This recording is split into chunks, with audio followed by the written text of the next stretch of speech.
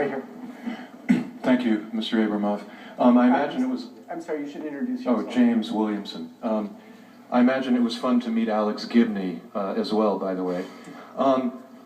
Here in Massachusetts, you mentioned just once you mentioned lobbying at the state level. And of course, here in Massachusetts, we really don't have any problem with corruption there, except the occasional Speaker of the House. Because of your background in lobbying around gambling, I'd be very interested to hear if you have any insights into, recently legislation was passed and signed in Massachusetts to authorize gambling. And there was some opposition to it, but it was roundly defeated.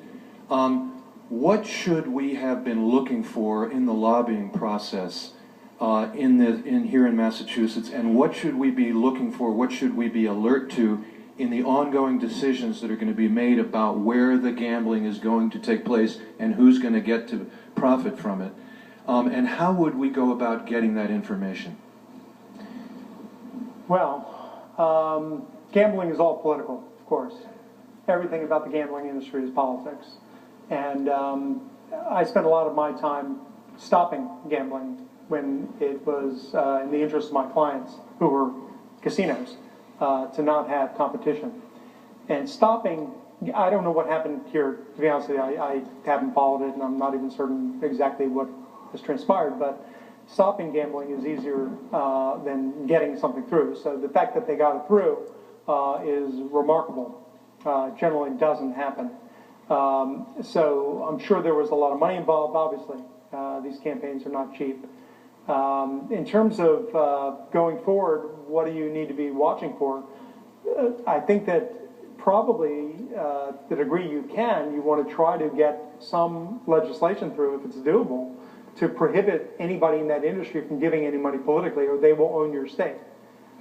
They did this in New Jersey, and they kept the casinos for years without having any real political power in the state other than as an employer.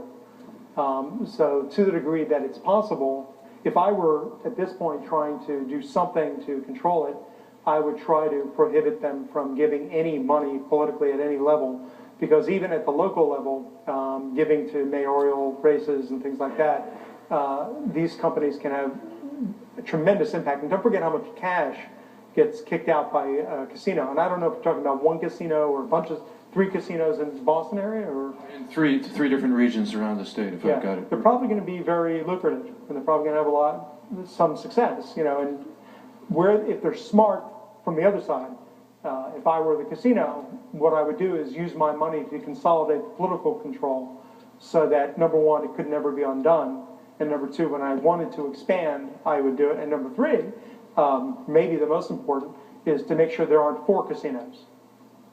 So. Thank you.